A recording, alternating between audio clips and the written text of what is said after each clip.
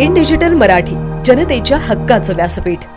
बदलापुरामध्ये एका महिलेने आपल्या नोकरीच्या मुलाखतीसाठी बोलवून अत्याचार झाल्याचा गुन्हा दाखल केला होता।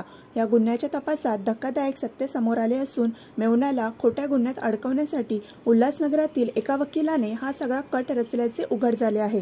या प्रकरणी बदलापूर पूर्व पोलिसांनी गुन्हा दाखल करत 2 जणांना ताब्यात घेतले आहे। मात्र कट रचणारा वकील आणि अत्याचाराचा खोटा गुन्हा दाखल करणारी महिला फरार आहेत। उल्हासनगरातील वकिलाच्या पत्नीने त्याच्यावर घरगुती हिंसाचाराचा गुन्हा दाखल केला होता। मात्र आपल्या पत्नीला भाऊ अभिषेक याची फूस असल्याचा संशय वकील सन्नी याला होता। त्यामुळे वकिलाने अभिषेक याला अत्याचाराच्या प्रकरणात अडकवण्याचा कट रचला। त्यानुसार उल्हासनगरातील एका महिलेला त्याने कटात सामील करून घेत संपूर्ण प्लॅन आखला होता। दरम्यान या प्रकरणात प्रथमेश नामक तरुणाने अभिषेकच्या नावाने स्नॅपचॅट अकाउंट उघडत त्याच्यावरून संबंधित महिलेशी चॅटिंग करण्यास सुरुवात केली। तसेच नोकरीच्या मुलाखतीसाठी बदलापूरच्या लॉजवर येण्यास सांगितले। कटात सहभागी असणारी महिला तिथे आल्यानंतर तिने थेट बदलापूर पूर्व पोलीस ठाण्यात जात अभिषेकने आपल्यावर अत्याचार केल्याची तक्रार दाखल केली। या गुन्ह्याच्या अनुषंगाने पोलिसांनी अभिषेकचा शोध घेतला।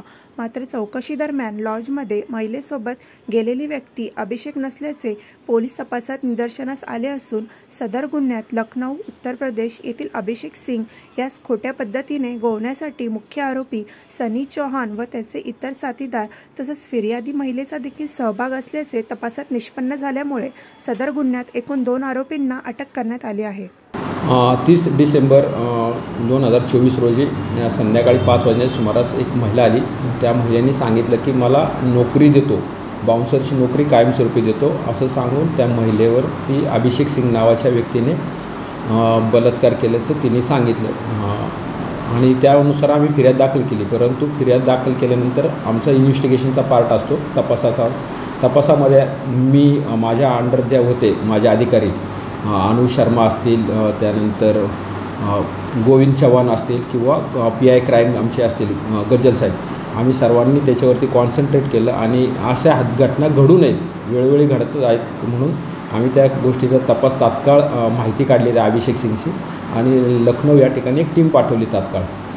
त्या ठिकाणी पाहिल्यानंतर तो जो आरोपी आहे जो दिला होता सिंग नावाचा, तर तो त्या ठिकाणीच उपस्थित होता, तो काय इकडे नव्हता 30 तारखेला। मग आम्हाला कळालं की ही महिला जी खोटी फिर्याद करत आहे, त्या अनुषंगाने आम्ही इकडे तपास सुरू केला आणि खरा अभिषेक सिंग कोण होता, त्याचं नाव काय, तर त्याचं नाव निघालं आम्हाला भावेश तोतलानी म्हणून त्याचं नाव होतं। तो त्या बाईबरोबर त्यांनी जबरदस्ती केली होती आणि जो लखनौला जाऊन ज्यांनी स्नॅपचॅट वगैरे त्या महिलेला पाठवले होते त्याचं नाव होतं प्रथमेश यादव। ह्या दोघांना अटक केली। त्या महिलेने खोटी फिर्याद दिली म्हणून तिला देखील अटक करत आहोत आणि ह्याचा मेन कट कारस्थान करणारा जो आहे त्याला देखील आम्ही ह्या गुन्ह्यामध्ये लवकरात लवकर अटक करणार आहोत। त्यांचा फॅमिली डिस्प्यूट आहे, जो मेन मुख्य आरोपी आहे सनी चव्हाण म्हणून, त्याचा फॅमिली डिस्प्यूट आहे त्या अभिषेक सिंगच्या फॅमिलीबरोबर, म्हणून त्यांनी ती त्याच्यामध्ये खोटा गुन्हा दाखल करण्याचा प्रयत्न केला होता, परंतु तो आम्ही आमच्या तपासामध्ये उघड पाडला। याच्यामध्ये आम्ही 2 आरोपी अटक केलेले आहेत, प्रथमेश यादव आणि भावेश तोतलानी यांना अटक केलेली आहे। बाकीच्यांना लवकरात लवकर आम्ही अटक करत आहोत।